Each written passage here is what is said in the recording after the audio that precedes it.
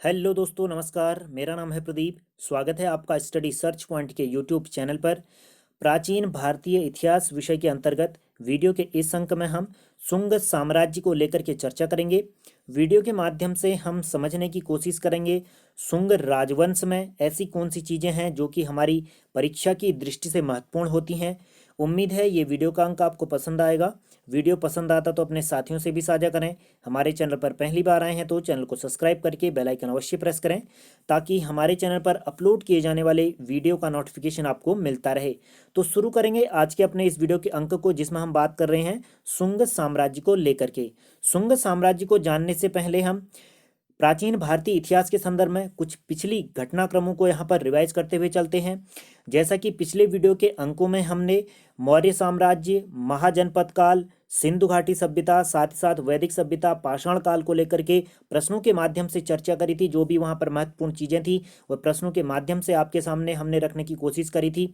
और उसी क्रम को आगे बढ़ाते हुए हमने वैष्णव संप्रदाय, शैव संप्रदाय, शाक्त संप्रदाय, साथ ही साथ जो है कि वैदिक और स्मार्त संप्रदाय को लेकर के भी चर्चा करी थी। आप संबंधित वीडियो के अंकों को हमारी चैनल की प्लेलिस्ट में जाकर के देख सकते हैं।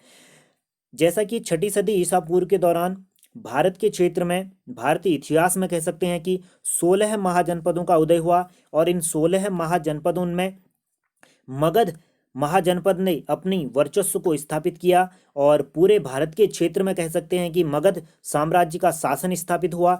और सबसे पहले मगध में जिस राजवंश ने अपना शासन स्थापित किया था वह राजवंश था हर्यक वंश, या इसको पितृहंता वंश भी कहा जाता है, क्योंकि इस वंश के शासकों ने अपने पिता की हत्या करने के बाद राजगद्दी यहाँ पर ग्रहण करी थी, यानी कि शासन राजा का पद उन्होंने धारण करा हुआ था अपने पिता की हत्या करके।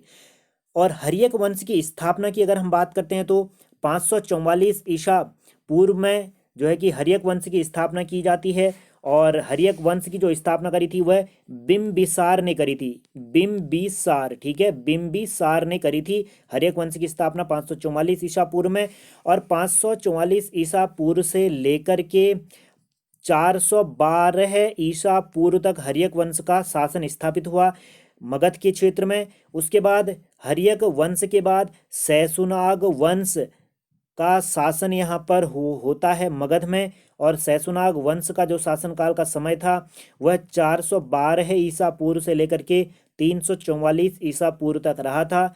शैशुनाग वंश के बाद मगध के क्षेत्र में नंद वंश का वर्चस्व स्थापित हुआ और नंद वंश का जो साम्राज्य स्थापित हुआ था वह 344 ईसा पूर्व में स्थापित हुआ और 323 ईसा पूर्व तक नंद राजवंश चला।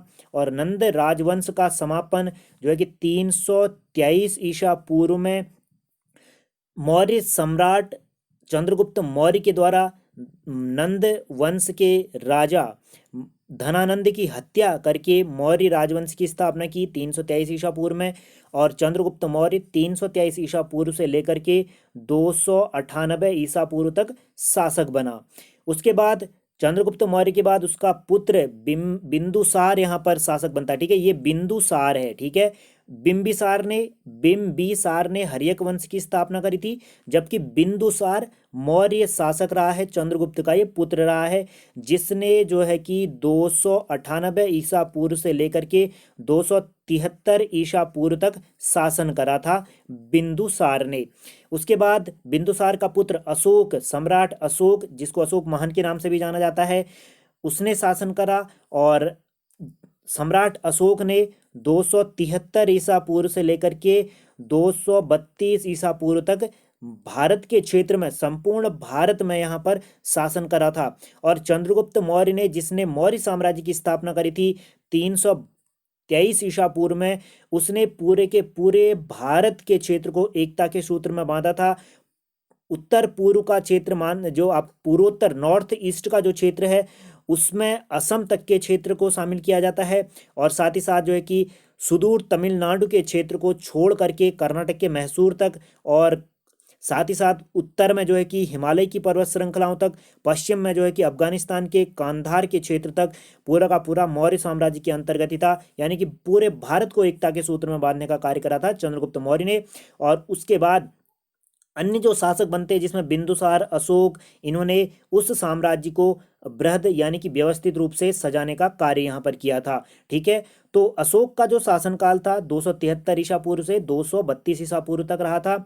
और अशोक को देवानाम प्रिय के नाम से भी जाना जाता है। और अशोक के समय ही 261 ईसा पूर्व में कलिंग का युद्ध हुआ था। और इस कलिंग युद्ध के पश्चाताप के चलते अशोक ने राजनीतिक विजय को छोड़ करके सांस्कृतिक विजय यानी कि धम्म की नीति का अनुसरण यहाँ पर किया था, जिसके कारण अशोक को अशोक महान के नाम से जाना जाता है। ठीक है, इसके बाद हम देखते हैं कि 191 ईसा पूर्व से लेकर के 184 ईसा पूर्व तक शासन किया था मौर्य सम्राट बृहद्रथ ने।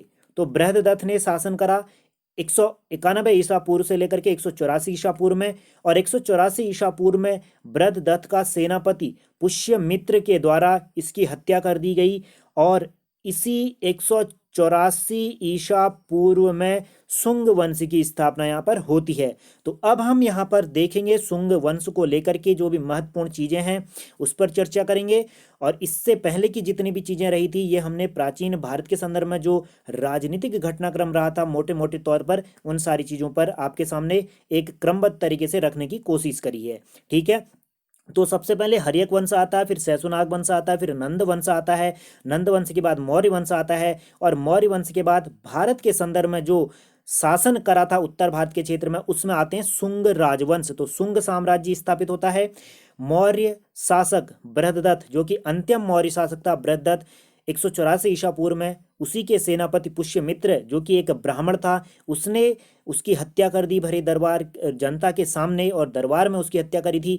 तो जिसके चलते पुष्यमित्र शुंग ने राजगद्दी हड़प ली और एक नए वंश की स्थापना करी जो कि मौर्यों का पतन का कारण था कि जो इनके राजा रहे थे वह अपनी साम्राज्य को व्यवस्थित रूप से यानी कि केंद्रीकृत नहीं कर पाए। ठीक है, और कमजोर होने के कारण जो इनके सामंत थे, जो इनके मंत्री थे, जो इनके सैनिक थे, इन्होंने जो है कि अपने अपने क्षेत्रों में अपने अपनी सत्ताएं स्थापित यहाँ पर करी, जिसमें जो कि शुंग वंश था वह महत्वपूर्ण रहा था। ठीक है, तो मध्य भारत के क्षेत्र में और उत्तर भारत के क्षेत्र में गंगा यमुना के दोआब क्षेत्र में शुंग वंश ने अपना साम्राज्य स्थापित करा। और शुंग वंश का जो शासनकाल रहा था, यहाँ पर ये थोड़ा सा टाइपिंग मिस्टेक है, ये यहाँ पर 184 ईसा पूर्व है, 148 लिखा गया है।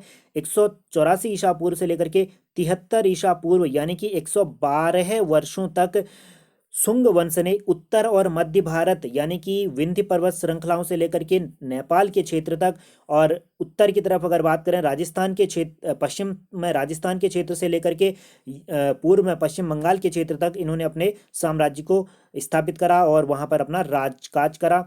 और इन्होंने जो अपनी राजधानी बनाई थी वह मध्य प्रदेश के विदिशा में स्थापित करी थी। तो शुंग शासकों की राजधानी कहाँ पर थी, मोस्ट इंपोर्टेंट है, विदिशा में थी जो कि मध्य प्रदेश में है।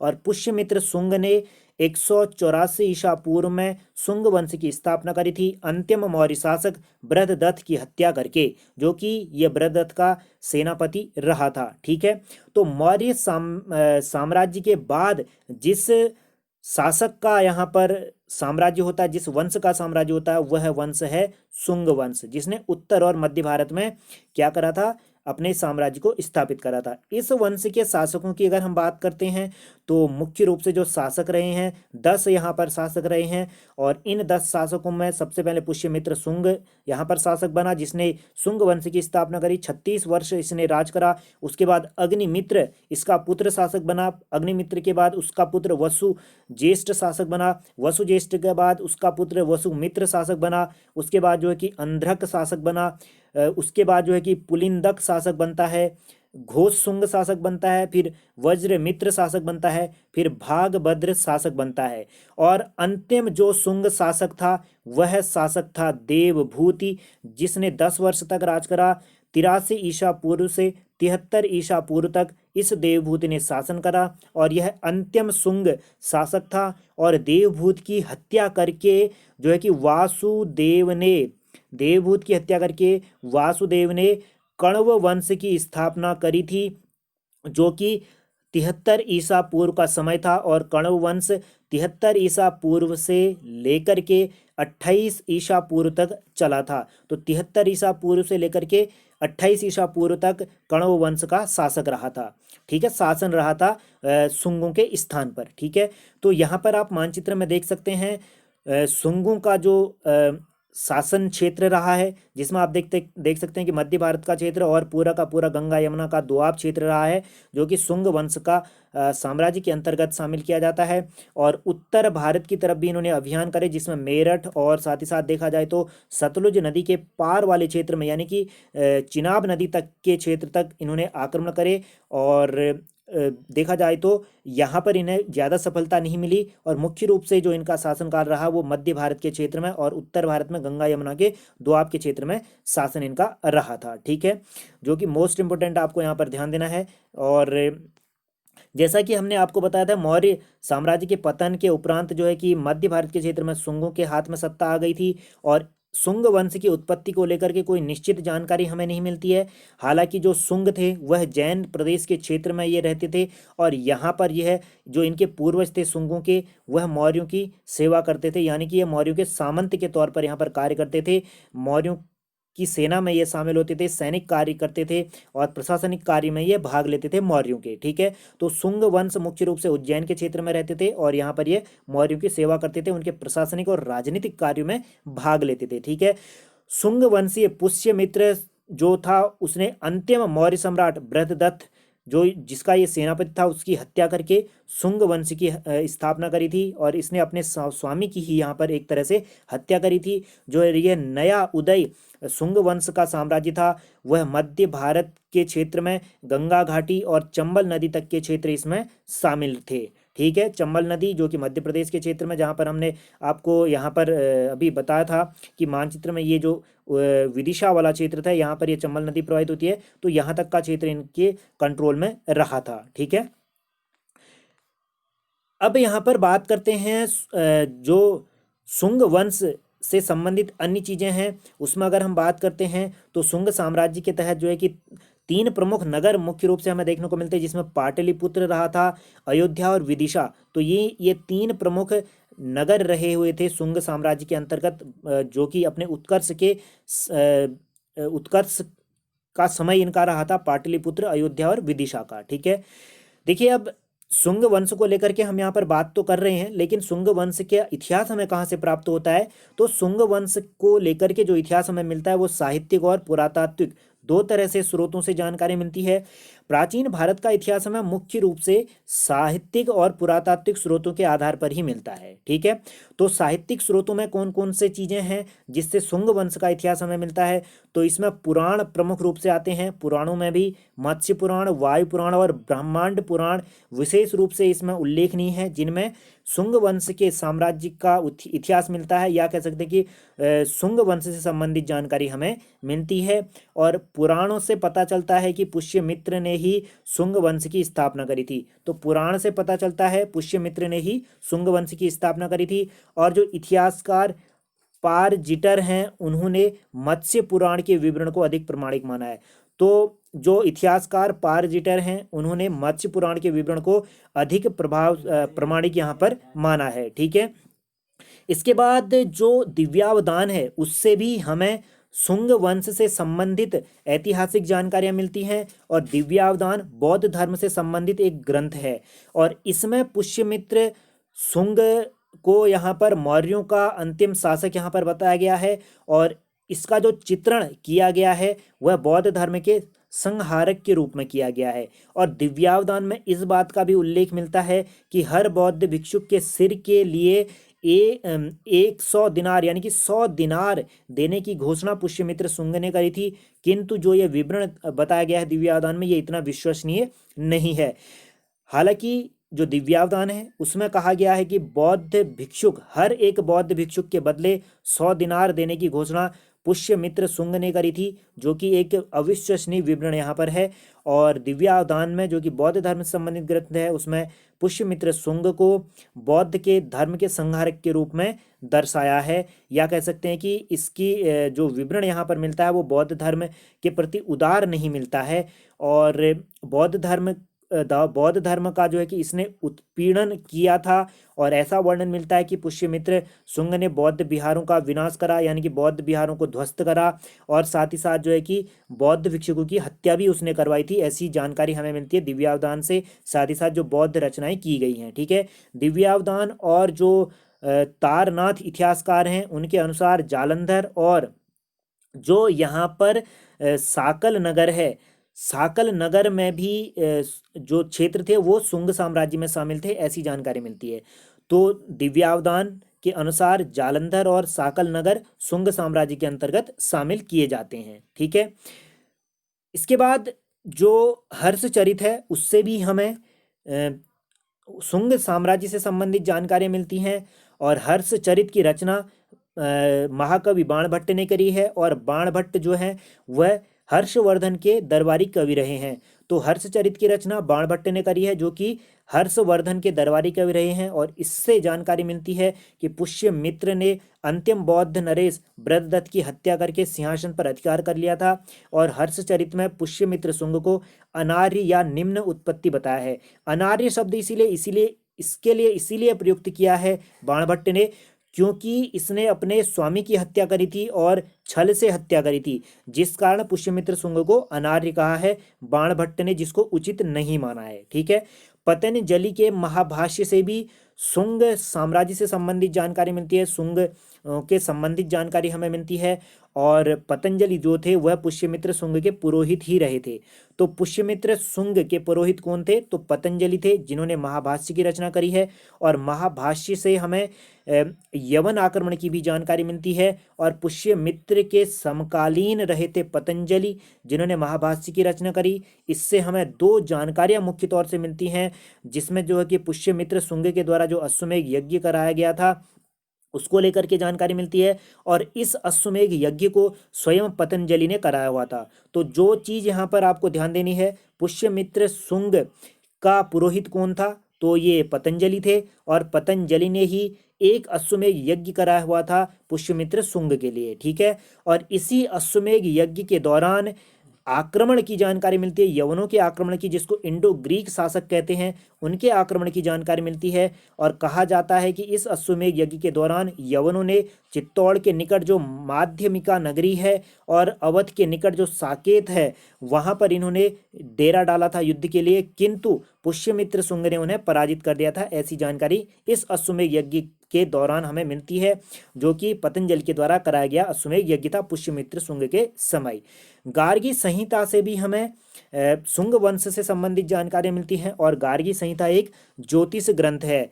गार्गी संहिता के युग पुराण खंड के अंतर्गत यवन आक्रमण का उल्लेख मिलता है, और इसमें बताया गया है कि यवन आक्रमणकारी साकेत, पांचाल, मथुरा को जीतते हुए कुसुम ध्वज, यानी कि जो पाटलिपुत्र की जगह थी एक कुसुम ध्वज, वहां तक आ पहुंचे थे। और इनको यहाँ पर पुष्यमित्र शुंग ने पाटलिपुत्र में प्रवेश नहीं करने दिया था, यानी कि पराजित कर दिया था। ऐसी जानकारी हमें गार्गी संहिता से मिलती है पुष्यमित्र शुंग से संबंधित, ठीक है। कालिदास के द्वारा जो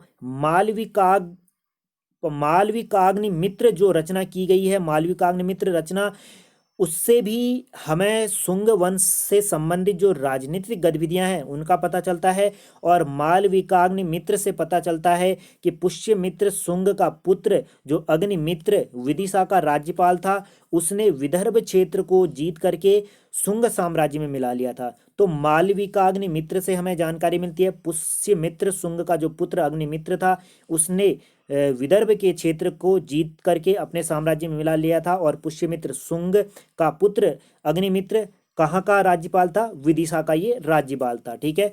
कालिदास के मालविकाग्निमित्र नाटक में उल्लेख आया है कि यवन आक्रमण के दौरान युद्ध सिंधु नदी के तट पर हुआ था, और पुष्यमित्र शुंग के पोते और जो अग्निमित्र का पुत्र था वसुमित्र, उसने इस युद्ध में विजय प्राप्त करी थी, ठीक है। तो वसुमित्र ने युद्ध में विजय प्राप्त करी थी सिंधु नदी के तट पर, यवनों के आक्रमण को उसने विफल कर दिया था। हालांकि इतिहासकार इस सिंधु नदी की पहचान के सवाल को लेकर के अभी एकमत नहीं है, दोनों में मतभेद यहाँ पर हैं इतिहासकारों में। और इसमें बताया गया कि जो राजपूताना की काली सिंधु नदी है, जो कि चंबल की सहायक नदी है, काली सिंधु नदी, उसको बहुत सारे इतिहासकार बताते हैं। और बहुत सारे इतिहासकार जो यमुना की एक केवल सिंधु नदी जो सहायक नदी है उसको भी बताते हैं। और बहुत सारे इतिहासकार इसको पंजाब की जो वर्तमान सिंधु नदी है उसको बताते हैं। किंतु इस नदी को पंजाब की ही सिंधु माना जाना चाहिए, क्योंकि जो मालविकाग्निमित्र रचना है, जो नाटक रचा गया है कालिदास के द्वारा, उसके अनुसार विदिशा में जो यह नदी है वह विदिशा से यह बहुत दूर थी। इस युद्ध का कारण क्या माना जाता है? देखिए, इस युद्ध का कारण माना जाता है जो अश्वमेध यज्ञ कराया गया था पुष्यमित्र शुंग के द्वारा, उस अश्वमेध यज्ञ के घोड़े को यवनों के द्वारा यहाँ पर पकड़ लिया गया हो, और जिस कारण इस युद्ध में जो है कि यवनों को पराजित करके पुष्यमित्र शुंग ने मगध के क्षेत्र में यवनों को प्रविष्ट नहीं होने दिया था। ठीक है, तो मालविकाग्नि मित्र के अनुसार जो यवनों से युद्ध हुआ था उसका एक कारण माना जाता है कि जो अश्वमेध यज्ञ कराया गया था जो है कि पतंजलि के द्वारा पुष्यमित्र शुंग के समय में, और उसके अश्वमेध यज्ञ के घोड़े को पकड़ लेने के कारण यह युद्ध माना जाता है, जो कि सिंधु नदी के तट पर लड़ा गया था। ठीक है, थेरावली से भी हमें शुंग वंश से संबंधित जानकारी मिलती है, और जो थेरावली रचना है वो जैन लेखक मरुतुंग के द्वारा, ठीक है, मेरुतुंग के द्वारा रचा गया है।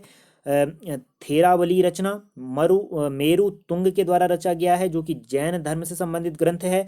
और इस ग्रंथ में जो उज्जैनी है उसके शासकों की वंशावली दी गई है, और यहाँ पर पुष्यमित्र शुंग का भी उल्लेख मिलता है। और बताया गया है कि पुष्यमित्र शुंग ने 30 वर्षों तक राज किया था, और जो मेरुतुंग का समय है वो 14वीं सदी का रहा है, यानी कि जो मध्यकालीन भारत का समय रहा है उस दौरान इसका समय रहा है मेरुतुंग लेखक का, जो कि जैन लेखक है, जैन धर्म से संबंधित लेखक हैं।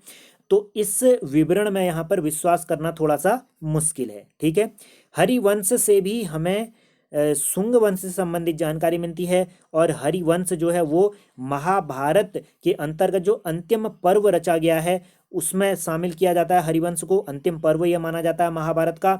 और इस ग्रंथ में पुष्यमित्र की ओर परोक्ष रूप से यहाँ पर संकेत किया गया है, और हरिवंश में पुष्यमित्र शुंग को औधभिज यहाँ पर कहा गया है। औधभिज यानी कि अचानक उठने वाला, क्योंकि इसने अपने स्वामी जिसका ये सेनापति था बृहदत्त, जो कि मौर्य शासक था, अंतिम मौर्य सम्राट की हत्या इसने करी थी भरी दरबार में जनता के सामने, तो इसलिए इसको अचानक उठने वाला औधभिज के नाम से जाना जाता है। और इसे कलयुग में जो चिरकाल से परित्यक्त अश्वमेध यज्ञ का इसने अनुष्ठान भी किया था, ऐसी जानकारी हमें हरिवंश ग्रंथ से मिलती है। और हरिवंश ग्रंथ में पुष्यमित्र को सेनानी, साथ ही साथ कश्यप गोत्र का ब्राह्मण यहाँ पर बताया गया है। तो कश्यप गोत्र का ब्राह्मण बताया गया है हरिवंश में पुष्यमित्र शुंग को, और जिसकी पुष्टि यहाँ पर केपी जायसवाल जो इतिहासकार हैं उन्होंने करी है। और साथ ही साथ यहाँ पर एक चीज़ और आपको ध्यान देनी है, जो पाणिनि यहाँ पर है, ठीक है, पाणिनि जो हैं उन्होंने पुष्यमित्र शुंग को या शुंग वंश को भारद्वाज गोत्र का बताया है। तो पाणिनि ने पुष्यमित्र शुंग या शुंग वंश को भारद्वाज गोत्र का बताया है, जबकि हरिवंश में पुष्यमित्र शुंग या शुंग वंश को कश्यप गोत्री ब्राह्मण बताया गया है। जैसे कि हमने आपको बताया था ये पुष्यमित्र शुंग जो कि एक ब्राह्मण था, और इसके बाद कड़वों का शासन होता है तो वह भी एक ब्राह्मण ही थे। कड़वों के बाद यहाँ पर सातवाहन आते हैं, वह भी एक ब्राह्मण ही रहे थे। ठीक है, तो ये तो थी साहित्यिक स्रोत से संबंधित जो जानकारियां थी, जहां से हमें शुंग वंश से संबंधित जानकारी मिलती है, शुंगों के इतिहास की जानकारी मिलती है। अब हम बात करते हैं पुरातात्विक स्रोतों को लेकर के। पुरातात्विक स्रोतों की बात करते हैं तो इसमें अयोध्या का अभिलेख, जिसको जो है कि धनदेव का अयोध्या अभिलेख भी कहा जाता है, धनदेव का अयोध्या अभिलेख, क्योंकि इसको जो पुष्यमित्र शुंग था उसके राज्यपाल धनदेव के द्वारा इसकी रचना की गई, और इससे पता चलता है कि पुष्यमित्र शुंग ने 2 अश्वमेध यज्ञ कराए थे। तो यहाँ पर एक चीज आपको स्पष्ट करनी है कि अयोध्या का अभिलेख जो कि पुष्यमित्र शुंग के अयोध्या के राज्यपाल धनदेव के द्वारा रचा गया है, और इससे हमें जानकारी मिलती है कि पुष्यमित्र शुंग ने 2 अश्वमेध यज्ञ यहाँ पर कराए हुए थे। ठीक है, अगला जो अभिलेख जिसमें हमें शुंग वंश से संबंधित जानकारी मिलती है वो बेसनगर का अभिलेख है, जिसको विदिशा का अभिलेख भी कहा जाता है। और बेसनगर का जो अभिलेख जो है मध्य प्रदेश में ये स्थापित किया गया है, और इस अभिलेख को यवन राजदूत हेलियोडोरस ने लिखा है, या इस अभिलेख को हेलियोडोरस ने स्थापित किया है। ठीक है, तो यवन राजदूत हेलियोडोरस ने बेसनगर अभिलेख लिखा है। और बेसनगर अभिलेख जो था वह जो है कि एक गरुड़ स्तंभ पर खुदवाया गया है, और इससे मध्य भारत के क्षेत्र में भागवत धर्म यानी कि जो वैष्णव संप्रदाय है उसकी लोकप्रियता की जानकारी मिलती है।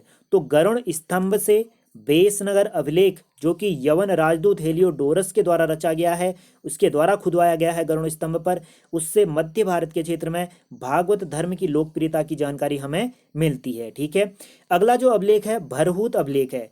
भरूच अभिलेख की अगर हम बात करते हैं तो भरूच अभिलेख भी मध्य प्रदेश के क्षेत्र में ही है, और यहाँ पर से जो है कि ये एक वेदिका यानी कि जो वेदिनी है उस पर खुदवाए गए रेलिंग्स पर खुदवाया गया है। यहाँ भरूच जो अभिलेख है वो भरूच स्तूप की रेलिंग्स पर खुदवाया गया है, और इससे पता चलता है कि यह स्तूप जो है कि शुंगकालीन है, और शुंग काल के दौरान इस स्तूप को बनाया गया था। और भरूच जो स्तूप है वह शुंग काल के दौरान पुष्यमित्र शुंग के द्वारा ही बनाया गया है। ठीक है, उपयुक्त लेखों के अलावा हमें सांची से मिलता है, जो सांची से अभिलेख मिला है उससे भी शुंग वंश से संबंधित जानकारी मिलती है। बेसनगर बता चुके हैं, बोध गया के अभिलेख से भी जानकारी मिलती है, और साथ ही साथ जो स्तूप के साथ साथ जो स्मारक प्राप्त होते हैं उससे शुंगकालीन कला और स्थापत्य कला का एक उत्कृष्टता का ज्ञान हमें होता है।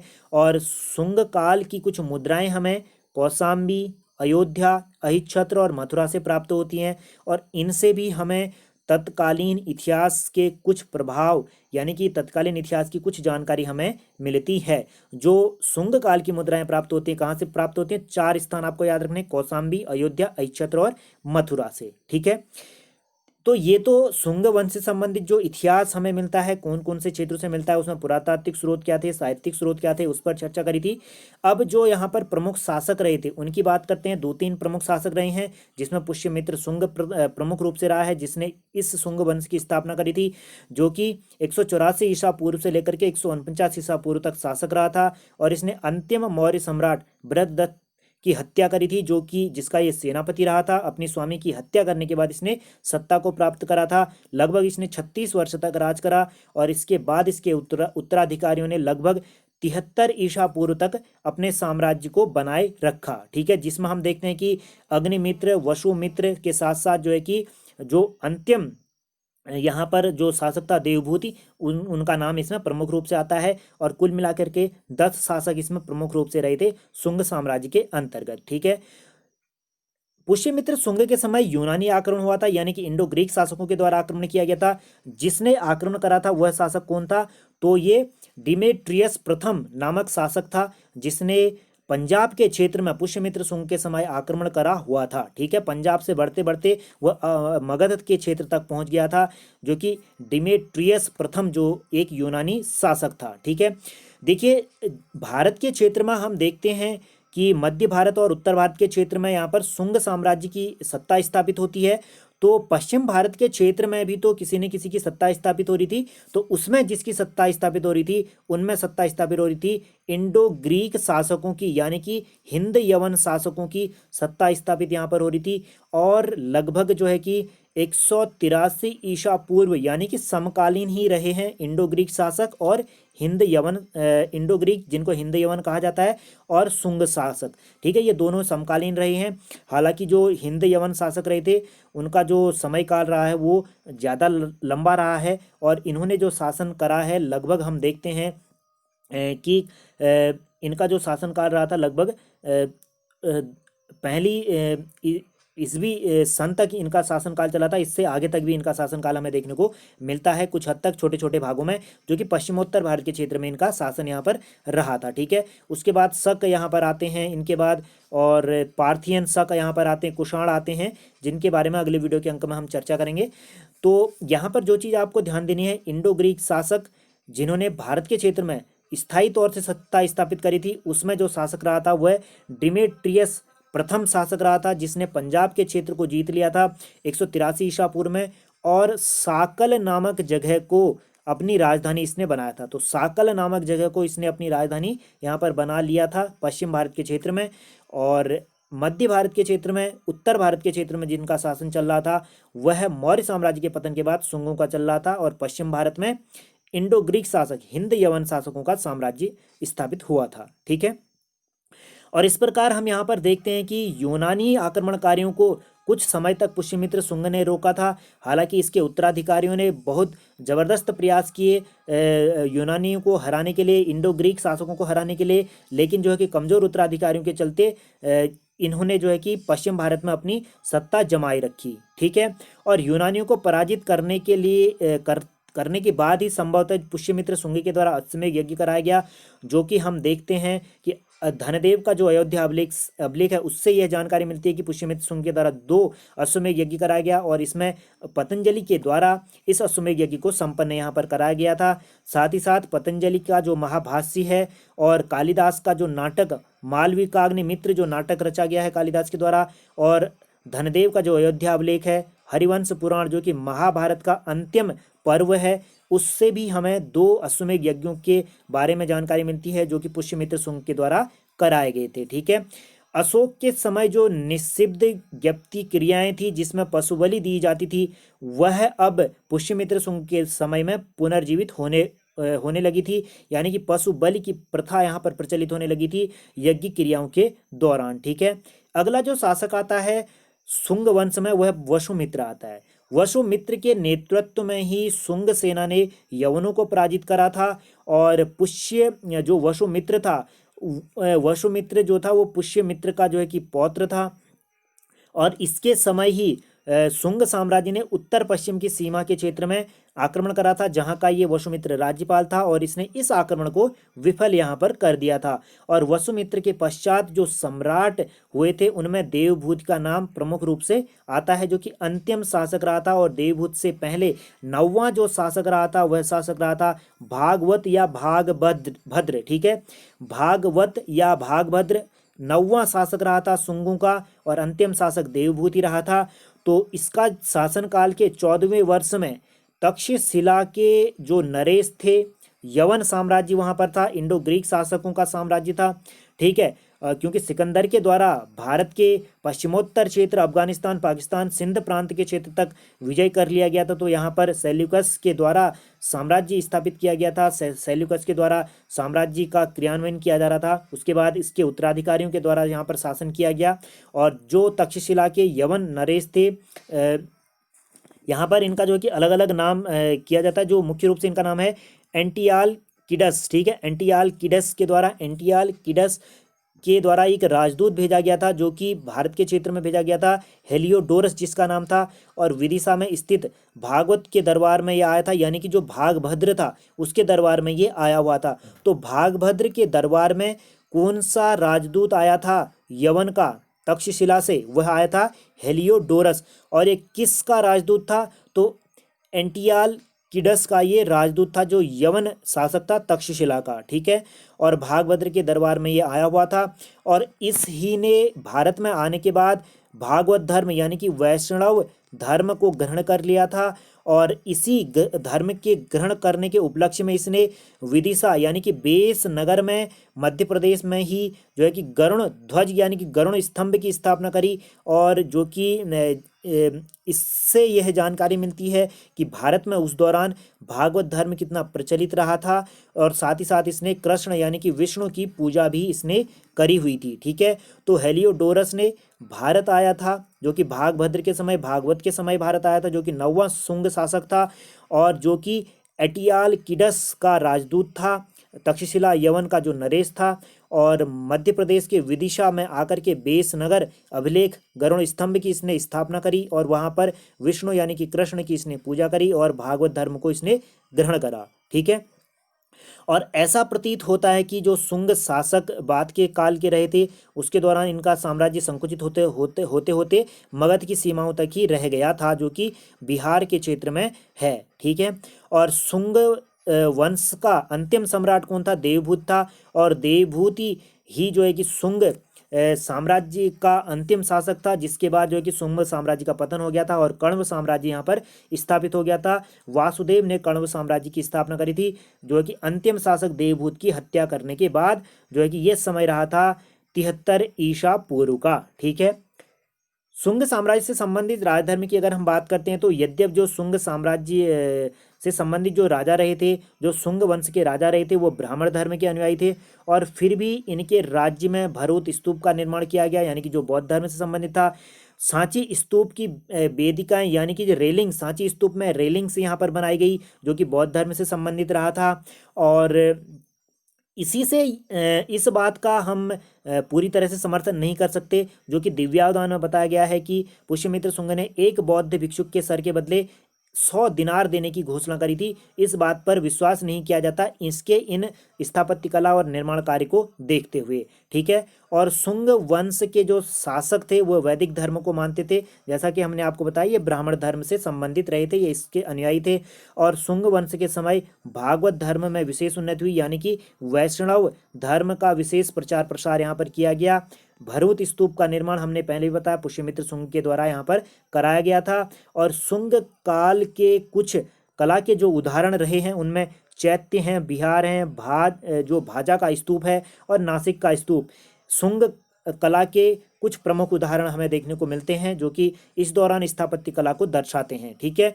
शुंग राजवंश कब से कब तक रहा है तो 184 ईसा पूर्व से लेकर के 184 ईसा पूर्व से लेकर के 73 ईसा पूर्व तक शुंग साम्राज्य रहा था। उसके बाद कण्व राजवंश की स्थापना होती है जो कि 73 ईसा पूर्व से लेकर के 28 ईसा पूर्व की अवधि तक इसने शासन करा हुआ था। और कण्व साम्राज्य की राजधानी कहाँ पर थी तो ये पाटलिपुत्र में ही इन्होंने अपनी राजधानी बनाई हुई थी कण्व साम्राज्य ने। और कण्व शासक भी क्या थे, ब्राह्मण ही रहे हुए थे, जो कि मोस्ट इंपोर्टेंट आपको ध्यान देना है। आने वाले वीडियो के अंकों में हम चर्चा करेंगे और इसके बाद हम अगले वीडियो के अंक में हिंद यवन यानी कि इंडो ग्रीक शासकों को लेकर के चर्चा करेंगे। इंडो ग्रीक शासकों ने पश्चिमोत्तर भारत के क्षेत्र में लगभग 220 ईसा पूर्व से लेकर के 175 ईसा पूर्व तक लगातार आक्रमण करे और पश्चिमोत्तर भारत के क्षेत्र में 183 ईसा पूर्व में जो हिंद यवन शासक था डिमेट्रियस प्रथम, उसने पंजाब क्षेत्र को जीत करके साकाल के क्षेत्र में अपनी राजधानी बनाई और पश्चिमोत्तर भारत के क्षेत्र में इंडो ग्रीक साम्राज्य की स्थापना स्थायी तौर से यहाँ पर करी हुई है। आने वाले वीडियो के अंक में इस पर हम चर्चा करेंगे जो कि हमारा अगला वीडियो अंक होगा। उम्मीद है ये वीडियो का अंक आपको पसंद आया होगा। हमने कोशिश करी जितनी भी महत्वपूर्ण चीज़ें यहाँ पर हो सकती हैं वो शामिल करने की जो कि शुंग साम्राज्य से संबंधित है। प्रश्नों के जो भी प्रश्न परीक्षा में पूछे जाने की संभावना रहती है वो सारी की सारी हमने यहाँ पर कोशिश करी है आपके सामने रखने की। तो वीडियो पसंद आया तो अपने साथियों से भी साझा करें। हमारे चैनल पर पहली बार आए हैं तो चैनल को सब्सक्राइब करके बेल आइकन अवश्य प्रेस करें ताकि हमारे चैनल पर अपलोड किए जाने वाले वीडियो का नोटिफिकेशन आपको मिलता रहे।